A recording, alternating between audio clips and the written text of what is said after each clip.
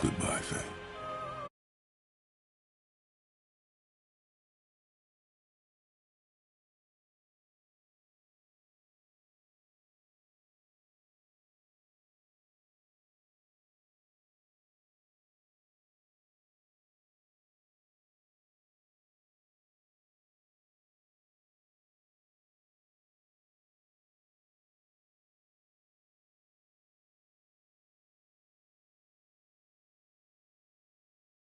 I love you, Mom.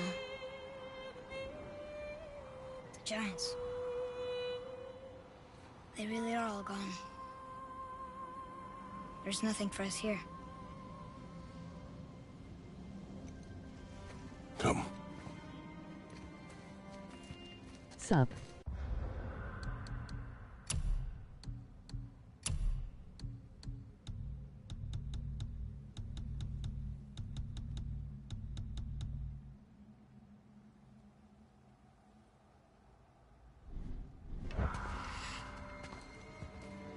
So, I get that Mother was a giant, which makes me part giant and part god. And part mortal. Right. I guess there's just one thing I don't understand. My name on the wall. The Giants called me... Loki? Loki. That's the name your mother wanted for you when you were born. She must have called you that to her people. But why?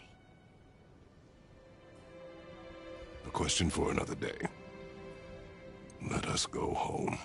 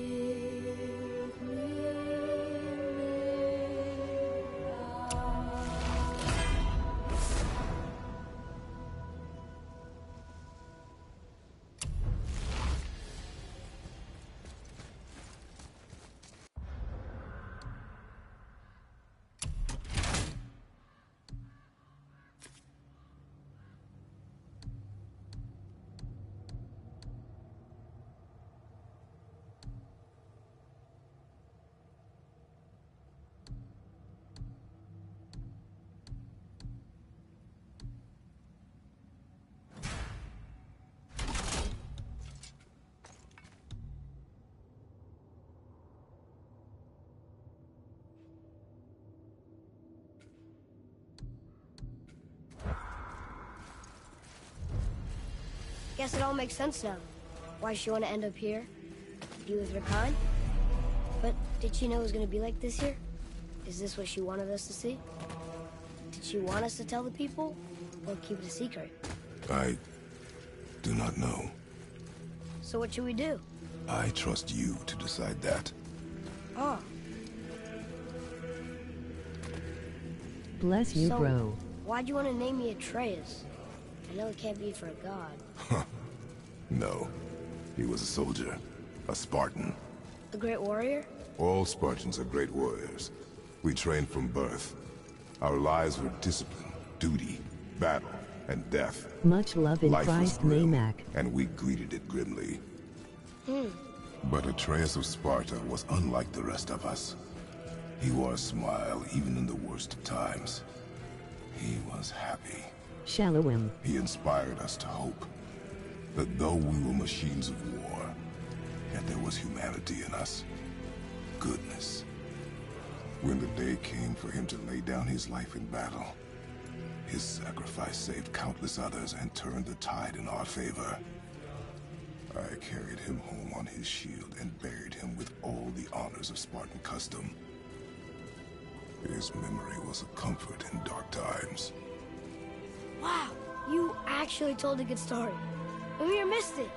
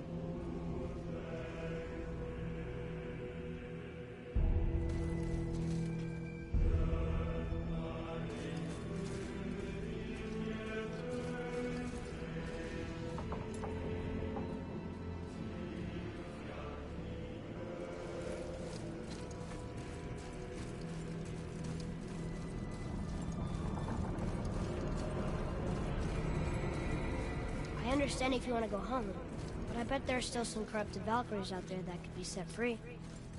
Some other help people. Maybe helping people was part of why Mom sent us out here, too. I mean, what would Atreus of Sparta do? And what would Loki do? Huh. That's a weird name. I'm glad we went with yours.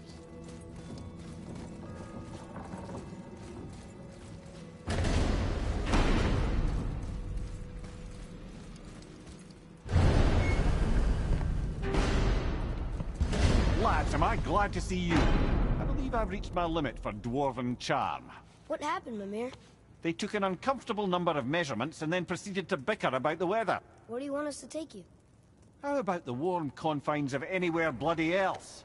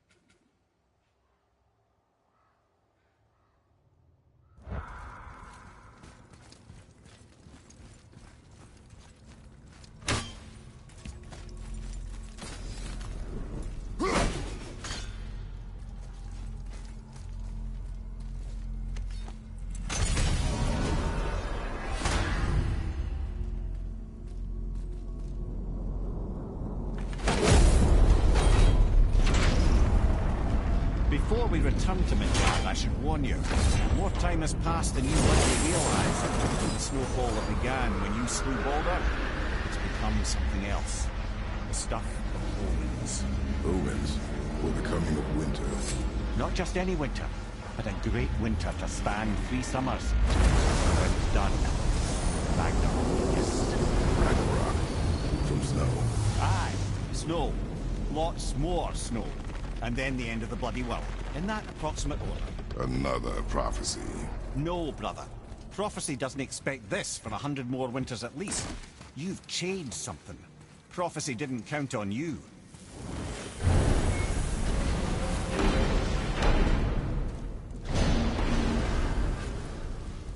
I'm telling you, it's Fimbulwinter. I can feel it in my scrotum.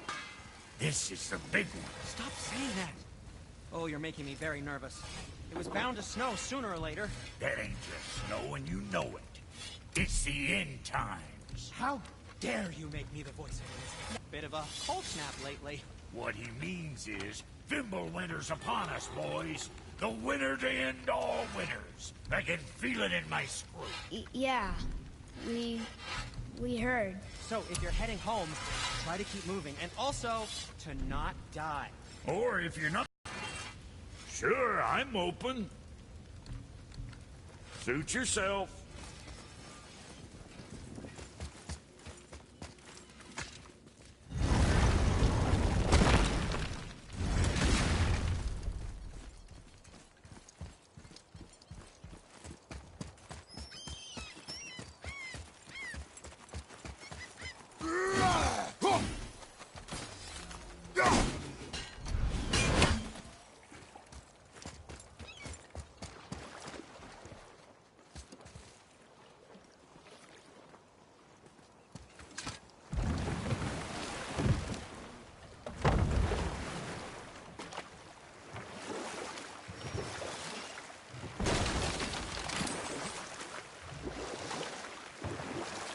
Woo.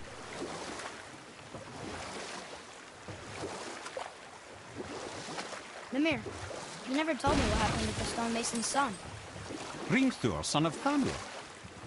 After completing his father's commentary. masterwork, the Great Wall of Jotunheim, he thought of nothing but making the Aesir pay for their crimes against the giants. Once he longed to fight Thor, but tragedy had brought wisdom to Hrimthur, and cunning.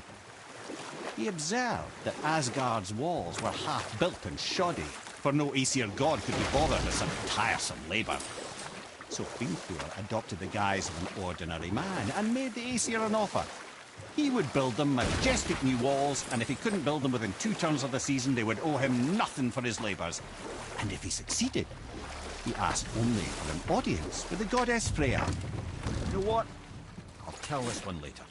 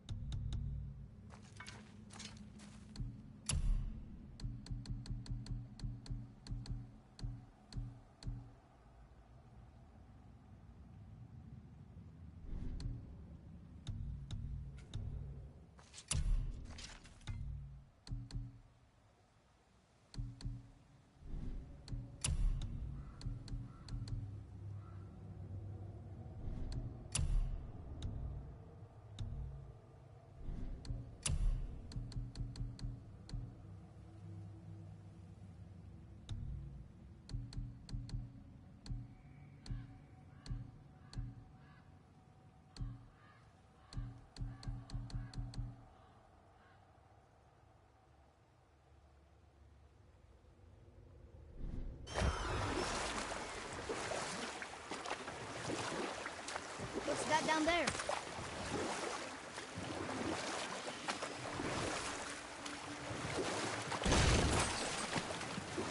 So then, Hrimthur, the stonemason's son in disguise, offered to fix Asgard's walls. Odin agreed, knowing the task was impossible, but intrigued by the stranger. Hrimthur made short work of it, of course. He had the benefit of his father's training and the aid of a magical stallion for fixing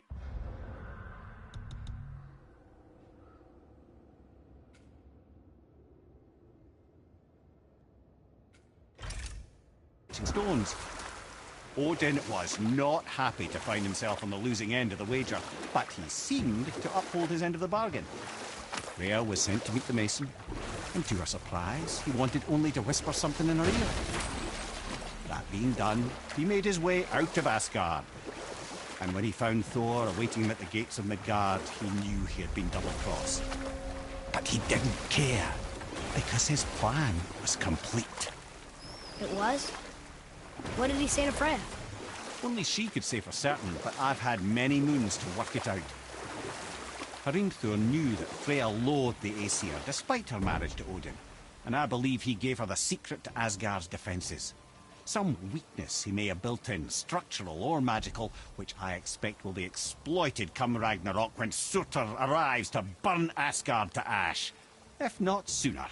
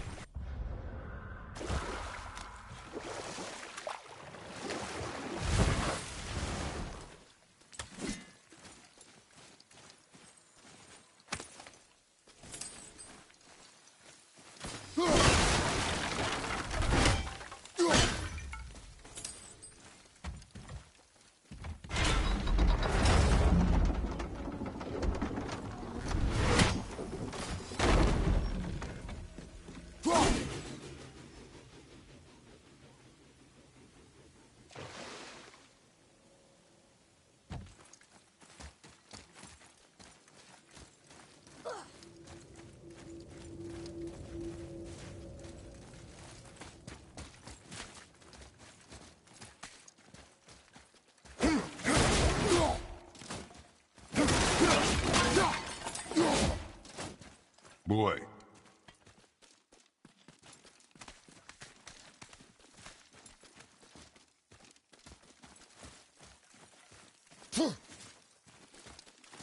Come.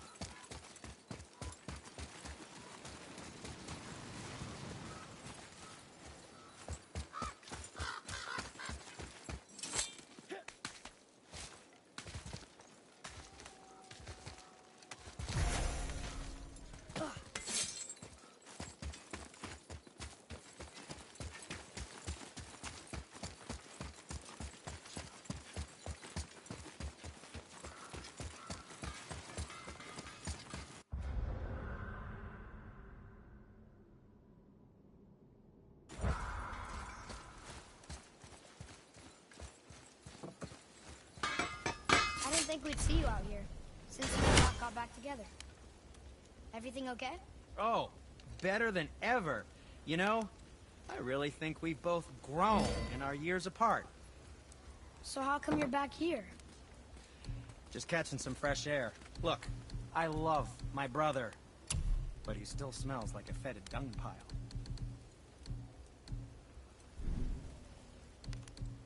Sometimes the best purchase is the one we don't make.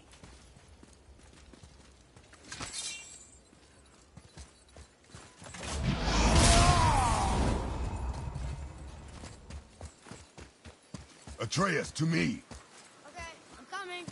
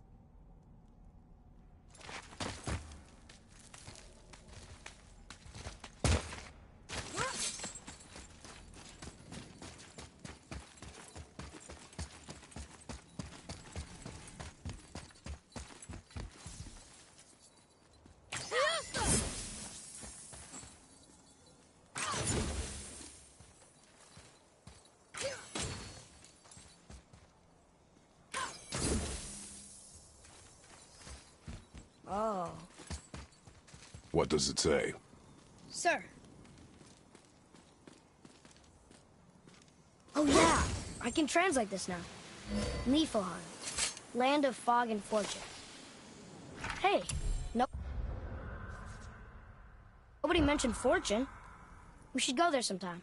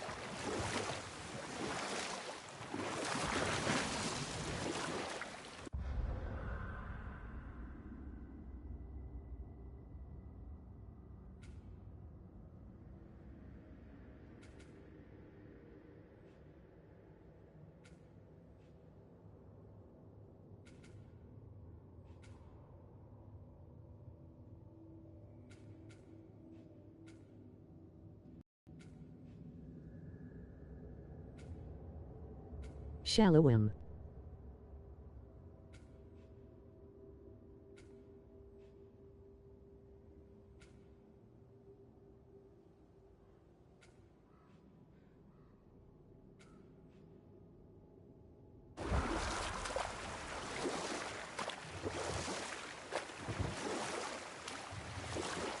Okay.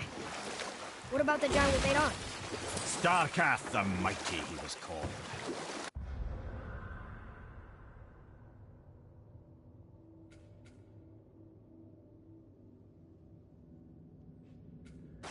If the Giants ever had anything so organized as an army, Starkath would have been their general. An opinion, in retrospect, I should have kept to myself.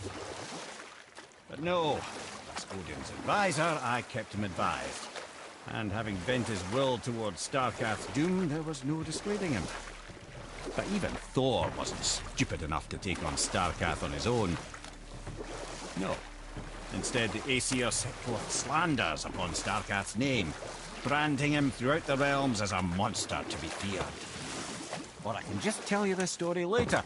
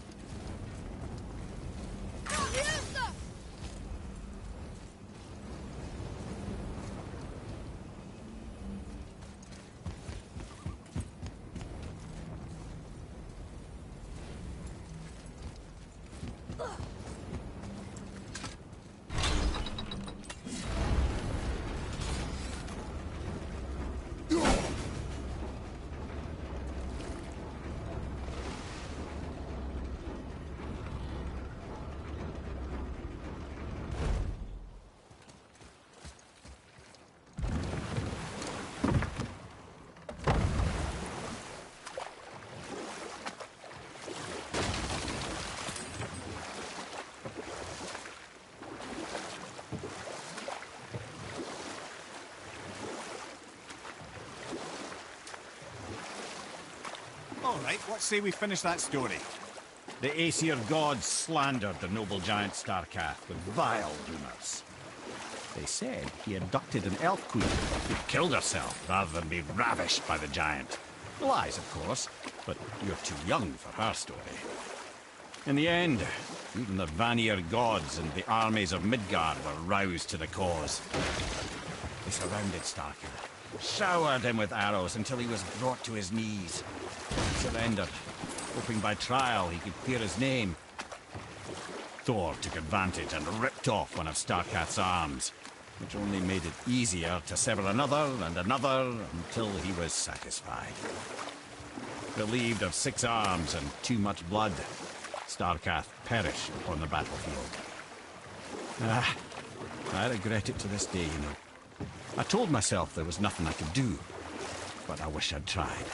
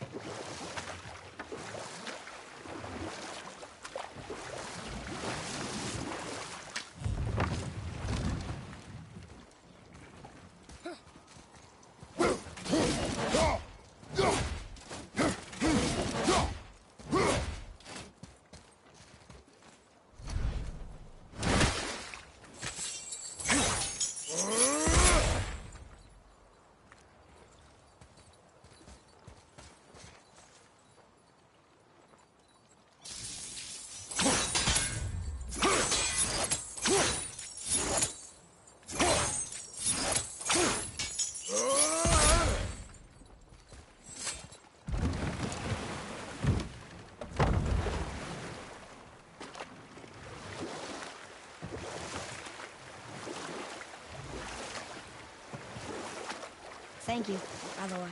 For what? For saving me. I know I screwed things up.